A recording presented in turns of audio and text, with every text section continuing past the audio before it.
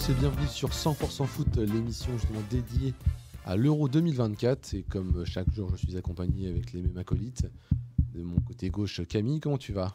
Eh ben ça va très bien. Là, l'Euro, c'est dans quelques jours, ça se rapproche, donc on est prêt. À côté de toi, Maxime, pareil, le titulaire maintenant, en grande forme. De l'autre côté de la table, nous allons avoir Melvin et Tom. Comment tu vas, Melvin? Bah ça va, hâte d'être demain soir pour le premier match de l'Euro. Ça va très bien de mon côté aussi. Merci. Pareil. Donc au programme de cette émission, au sommaire plutôt, nous allons avoir une présentation d'un joueur. Donc là, cette fois-ci, c'est Melvin qui va s'en occuper avec Joshua Zirkzee.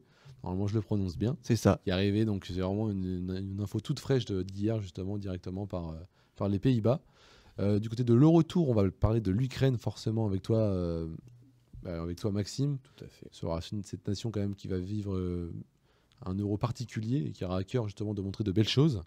Dans le théâtre de l'Euro, avec Tom, on va parler de Hambourg, une ville vraiment de football avec de nombreux clubs justement qui y jouent. Et pour finir, le flashback. Donc là, de l'Euro 84, à jamais les premiers, on va dire, de l'équipe de France, la grosse compète que l'équipe de France a gagnée. Et le petit quiz format énumération que je vais vous faire pour les gars, justement, sur le thème de l'Euro, comme d'habitude. Donc pour commencer, on va commencer avec toi, justement, Melvin, et de Joshua Zirkzee. C'est ça, et tu le disais, c'est de l'actu chaude, puisqu'on l'a appris hier soir sous les coups de 22h30. Joshua Zirkzee qui remplace Brian Bobby à l'attaque, en pointe de l'attaque des Pays-Bas. Il a écourté ses vacances à Miami pour rejoindre sa sélection à Wolfsburg en Allemagne. Et donc il pallie le départ de l'attaquant néerlandais de l'Ajax qui avait marqué 18 buts cette saison, Brian Brobby, qui s'est malheureusement blessé aux ischio-jambiers lors du dernier match. Et donc c'est l'attaquant de Bologne, Joshua Zirkzee, qui arrive avec auteur d'une belle saison. Hein. Ça avait d'ailleurs été la surprise de cette liste, l'absence de Joshua Zirkzee dans cette liste. 5e avec Bologne cette saison, qualifié en Ligue des Champions, auteur d'une belle et grande saison avec le Bologne de Thiago Motta, auteur d'un jeu intéressant, un profil de joueur atypique, on en reparlera après. Ça avait étonné quand même de ne pas le voir dans la sélection. Beaucoup de suiveurs étaient surpris de ne pas le Effectivement, beaucoup de suiveurs étaient surpris. Alors c'est vrai qu'il y a de la concurrence. On a Wout Weghorst devant, on a Memphis Depay. À son poste, il y avait donc Brian Brobby de l'Ajax qui a été préféré à Zirkzee, mais c'est donc la moindre des choses de le voir appelé après le forfait de ce dernier. Il était en vacances à Miami. Hein, quand même. C'est ça. En vacances à Miami. Je pense que c'est pour la bonne cause qu'il va écourter celle-ci. Et puis il sera bien accueilli par la sélection néerlandaise. Lui qui, on en parlait dans les médias récemment pour une actu mercato plutôt, puisqu'il était pisté par Manchester United, Arsenal, et c'est finalement l'AC Milan auquel il aurait donné son accord selon la Gazzetta dello Sport. On parle d'un transfert à 40 millions, mais il y a encore des petites bisbilles avec l'agent qui demande une commission encore trop importante, donc le transfert n'est pas bouclé, mais c'est un joueur qui a vu sa valeur marchande croître cette saison, après une très belle saison à Bologne. Surtout à Milan, avec le départ de Giroud, peut-être qu'il y a une place justement à se faire pour performer dans cette équipe. Quoi. C'est ça. Plus haut niveau, même si avec Bologne, il allait jouer la Ligue des Champions. Là, pareil avec Milan. Quoi. Et je pense que c'est un joueur qui pourra se frayer sa place. Il est auteur de 11 buts cette saison en championnat. C'est un joueur très élégant avec une très bonne frappe qui est à les deux pieds. Hein. Il est capable de marquer aussi bien du pied gauche que du pied droit. C'est un joueur très à l'aise techniquement malgré sa grande taille, 1m93. Et pourtant, il est soyeux dans son jeu. Il a un crochet dévastateur en 1 contre 1. C'est vraiment un joueur de classe à regarder. Je vous le reconseille si jamais vous ne l'avez pas encore vu. Mais vraiment, Joshua Zirkzee, ça peut être l'une des surprises de cet Euro à l'attaque néerlandaise, même si il vient en tant que dernier choix un petit peu, donc à voir le temps de jeu qu'il aura à l'Euro. À voir sa prépa aussi, du coup, forcément. Sa préparation, oui, c'est vrai qu'il... Du coup, ça fait quelques semaines de vacances. C'est ça. Il va être plutôt en dynamiteur sur des fins de match avec les Pays-Bas. À voir. On aura l'occasion de le croiser contre l'équipe de France, donc peut-être si jamais il est titulaire ou il entre en jeu. En tout cas, il sera dans ce groupe de la France avec bien sûr l'Autriche et la Pologne. Voilà, hâte de voir cette belle équipe n'empêche des Pays-Bas qui a vu quand même 3 blessés ces derniers jours avec beaucoup de changements dans l'effectif, les milieux de terrain aussi avec De Roon, Mainers en moins, ça fait quand même très mal. Quoi. C'est ça, une bonne préparation en termes de résultats et de jeu. C'est les Pays-Bas, c'est la nation qui a fait quasiment la meilleure impression dans cette préparation. Malgré ça, on a, comme tu le disais, ces 3 blessés qui viennent tronquer un peu cette préparation et qui s'ajoutent aux facteurs à prendre en compte pour cette compétition. Donc à voir où en seront les Pays-Bas pour ce premier match. Des blessés, normalement, il n'en a pas eu. Donc là, on va passer avec l'Eurotour et l'Ukraine. Je crois pas que l'Ukraine ait eu énormément de blessés. Non, épargné pour l'instant. Voilà, tant mieux pour eux, j'ai envie de dire. Et c'est toi, justement, Maxime, qui va en parler. Tout à fait, ouais, je vais vous parler un peu de l'Ukraine. Donc l'Ukraine, quart de finaliste du dernier Euro en 2020. Donc la Sberna tentera de déjouer les pronostics et de jouer également les outsiders. Donc ils sont entraînés par Serhiy Rebrov, ancienne gloire du football ukrainien. Donc voilà, ils ont dû batailler en phase de qualification pour se qualifier dans le groupe de la mort avec l'Italie, l'Angleterre, la Macédoine du Nord et Malte. Ils ont fini 3e à la différence de but avec l'Italie, mais c'est l'Italie qui passe. Donc ils ont dû passer par des barrages, donc très compliqué. Une victoire 2-1 contre la Bosnie-Herzégovine. Ils étaient menés 1-0 à la 80e, ils ont dû renverser tout cela. Et même scénario, un peu moins homogène contre l'Islande. Victoire 2-1 également, ils étaient menés 1-0 à la mi-temps. Et ils ont dû renverser tout cela. Donc au niveau des joueurs, on a un effectif assez stable. Donc la plupart des joueurs qui étaient présents à l'Euro 2020 étaient des joueurs qui évoluaient en Ukraine, principalement au Shakhtar Donetsk ou au Dynamo. Pardon. Donc ils ont dû partir à l'étranger dû au conflit avec la Russie. Donc on sait très bien qu'il y a eu un championnat haché cette année. Le championnat ukrainien n'a pas pu se dérouler comme... avec le Shakhtar, même, il y a pas mal de joueurs aussi du Dynamo Kiev qui font partie de cette équipe, qui jouent qui jouent souvent les phases qualificatives ou les phases d'Euro, les phases d'Euro, pardon, les phases de Ligue Europa ou Ligue des Champions. Ça peut nous arriver de les voir. Quoi, mais... Ils ont une année assez hachée, donc assez compliquée.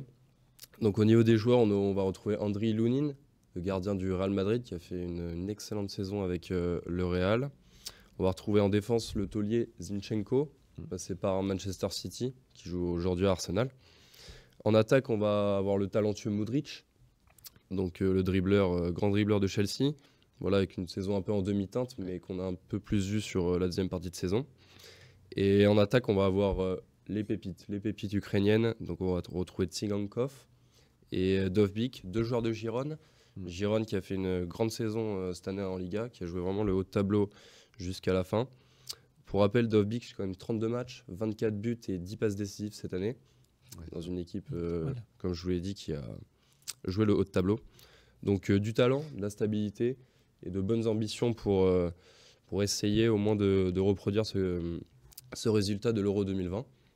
Donc voilà, un groupe, je vais vous parler légèrement du groupe. Oui, c'est possible, ils peuvent quand même... viser au moins une deuxième place derrière l'Angleterre, quoi. Tout à fait, voilà. On va avoir la Belgique du coup. Ouais. Donc, pardon, c'est la Belgique. Ouais, c'est la Belgique dans le groupe E. Belgique, ultra favorite de ce groupe. Après, on va retrouver la Slovaquie et la Roumanie. Donc, vraiment deux équipes à leur portée. Clairement. Ouais. Donc voilà, on va sûrement les voir en huitième de finale si tout se passe bien pour eux. Et plus s'ils arrivent à mettre leur jeu en place. Puis mine de rien, avec la guerre, ils ont quand même vraiment, je pense, à cœur de faire une grosse perf. Et il y aura pas mal d'émotions. Voilà, une envie de réussir, ça c'est sûr. Une envie de réussir. Une envie de bien faire.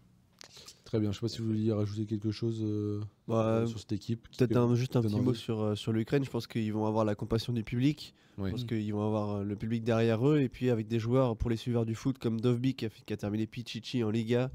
Et Tsigankov qui a fait un bon parcours avec le Shakhtar en Ligue des Champions. On se souvient notamment de son match contre le FC Barcelone. Je pense que ces joueurs-là peuvent mettre l'équipe d'Ukraine en avant dans ce groupe E. Et pourquoi pas tirer leur épingle du jeu en sortant de cette poule et faire un bon parcours. En tout cas, ça donnerait du baume au cœur à leur peuple. Très bien. Ouais, puis je pense qu'ils ont un beaucoup à faire parce que quand je regarde le tableau, imaginons qu'ils finissent deuxième dans ce groupe E, ils vont rencontrer un deuxième aussi de notre groupe à nous, du groupe de la France. Donc je pense qu'en huitième de finale, ça pourrait être aussi un adversaire à leur portée. C'est très ouvert. L'Ukraine cette année peut faire un beau parcours compte tenu de son groupe actuel et également des projections pour les huitièmes de finale. C'est sûr, en tout cas on l'espère pour eux, clairement. On va passer forcément à la troisième rubrique, donc les théâtres de l'Euro. Avec cette fois-ci, toi Tom, tu vas nous parler de Hambourg, une ville vraiment de foot et d'histoire, on peut dire. Ouais, une ville de foot, mais c'est aussi la ville la plus au nord de l'Allemagne qui va accueillir l'Euro 2024, comme on peut le voir sur la carte. Une ville de foot bien sûr, avec deux clubs. On va commencer par St. Pauli, qui a fait une saison quasi parfaite en Bundesliga 2. faut rappeler qu'ils étaient descendus lors de la saison 2010-2011. Ils n'avaient jamais retrouvé la Bundesliga depuis. Puis là, cette année, ils ont fini premier. Donc, ça sera la Bundesliga pour l'année prochaine. Puis il y a aussi forcément le club emblématique, le club historique, le HSV, le Hambourg SV, qui est lui aussi malheureusement en Bundesliga 2. Descendu lui un peu plus tard en 2018, mais qui n'a jamais réussi à remonter depuis.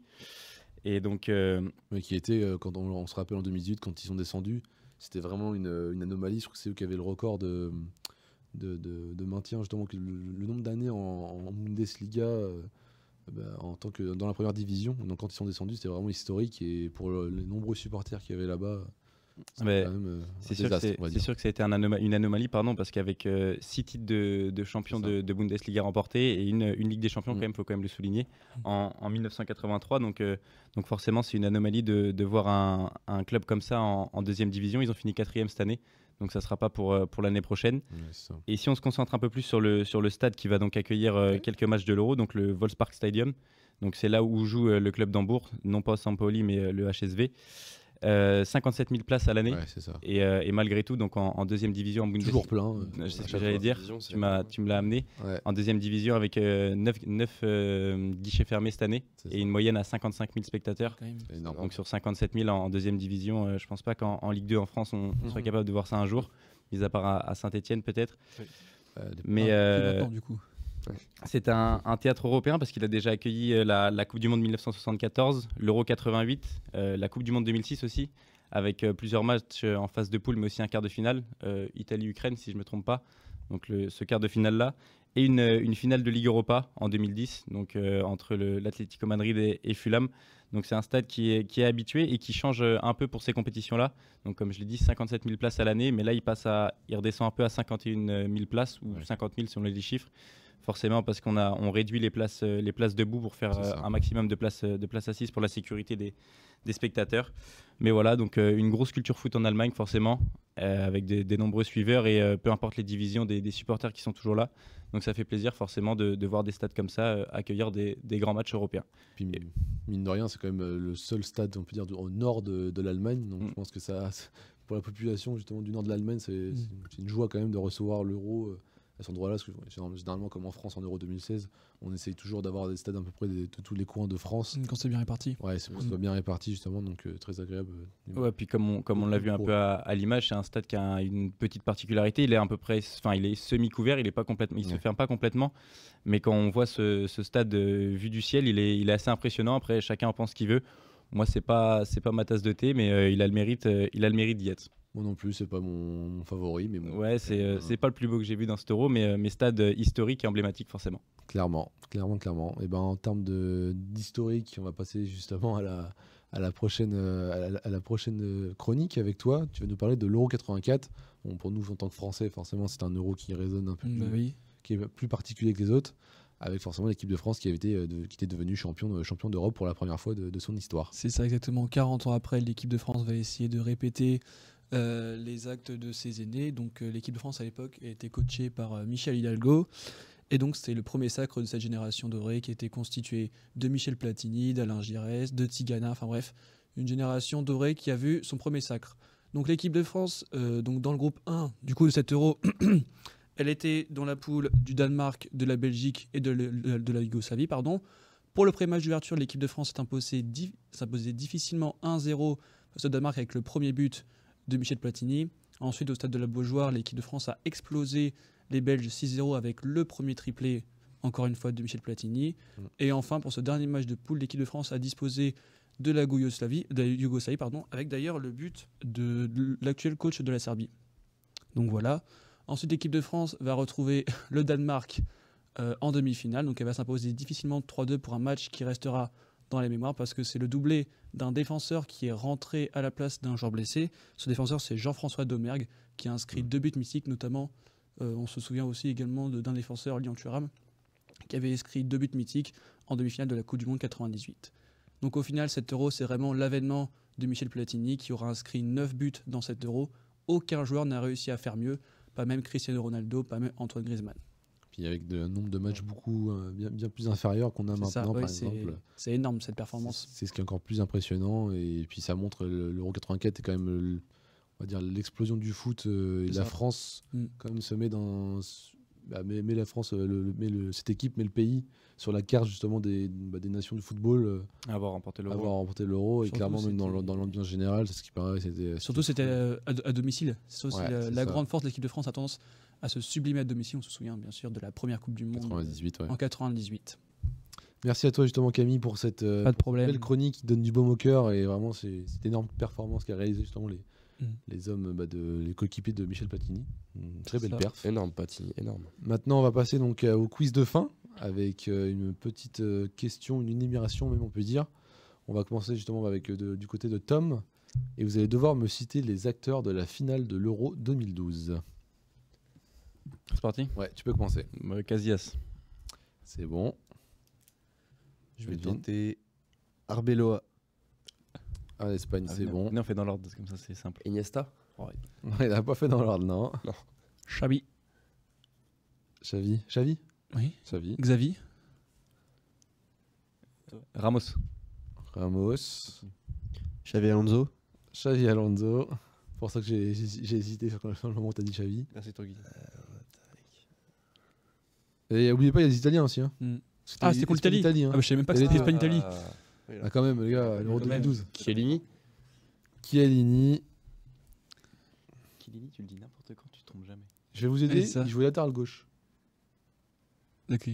Chiellini joue à la terre Ouais. gauche. Ok, d'accord. dans cette compo. Du coup, attends, c'est à moi là. Ah, mais c'était une compo à 3. Ouais. Ouais. Du coup, moi, je dis David Villa. David. David. T'as les entrants, tu mets les Oui, entrants c'est aussi bon, ou pas ouais. On compte les- on Ouais, compte j'ai les les entrants aussi. Ok.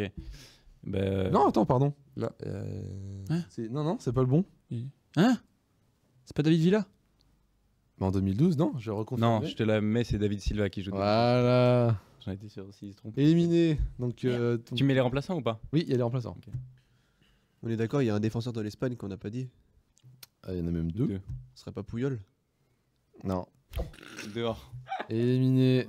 Ah, les gars, il y a des basiques. Hein. Ouais. Euro 2012. Italie. T'as un basique là, Mm. un increvable. Buffon. Voilà. Voilà. Piqué. Piqué, c'était le deuxième centraux, du coup. C'est le duel entre Maxime et Tom. Bonucci. Bonucci. C'est bon. Jordi Alba, on fait toute la défense là. Jordi Alba, c'est bon. Bon, je pense que là, j'ai le gagnant à droite. C'est clair.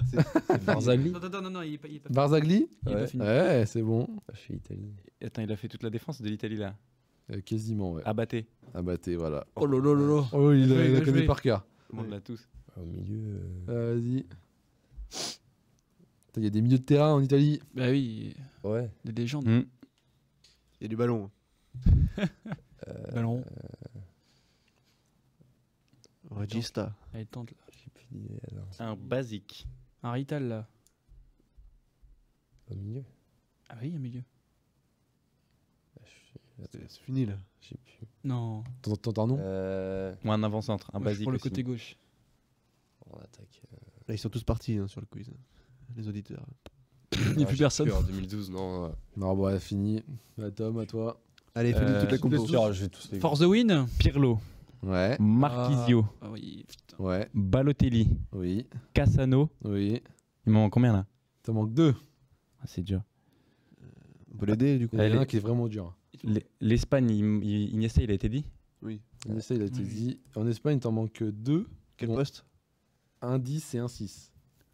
Un 10, Fabregas, il a pas été dit? Non, Et un quoi? un 6. Busquets. Busquets? Busquets. Ah, Là, c'est bon, là. Et en Italie, après, dans les remplaçants, il y en a un qui a joué longtemps à Chelsea et qui a fait le Barça en espagnol. Pedro? Pedro. Ah oui, Pedro, Pedro. ouais. Il y en a un, maintenant, c'est devenu un bodybuilder. Fernando Torres. Torres. Il y en a un, là, il est rendu où, je sais plus. Il a joué longtemps à Manchester United en espagnol. Derea? Non, un ailier. Un ailier. Ailier milieu. Juan Ah, Romata. Juan Mata, Mata. ouais. Et là, donc, dans le 11 de l'Italie, il va en rester deux. Il y en a un qui entraîne une équipe en Italie. Thiago Motta. Thiago Motta. Non, Non? l'autre, Pirlo. Non, j'ai Et dit. Pirlo, il a été dit. Un Marquisio, autre. ça a été dit. qui a commencé il y a pas longtemps sa carrière, justement. Ah. Qui a pris la suite de Mourinho. Pas Inzaghi. Ah, De Rossi. De Rossi. Ah oui, Alessandro De Rossi. Et un qui est un peu plus dur, c'était leur Dis le poste. Montolivo.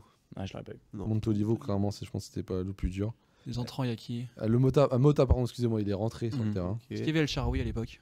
Non, pas déjà. Bah, ça Ouais, fait 2012, beaucoup excuse-moi. trop vieux. 2012, bah attends. Non, non, non. Il a 31 là. Le fameux Di Il y a Natale. que 30. Ah, je crois.